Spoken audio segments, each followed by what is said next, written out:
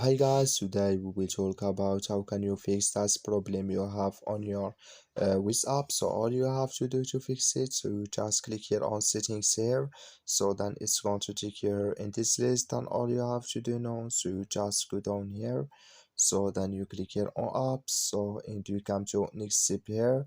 Then all you have to do, so you just go down here to looking for your Wiz app. So just keep going down here to find your Wiz up here. So you just go down here to find it, then you click on it here, then it's going to take you to next step here. Then you just click here on force stop and you click here on OK.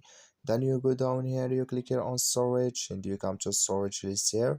Just click here on clear cache and you just go to your Play Store. You click on your Play Store here.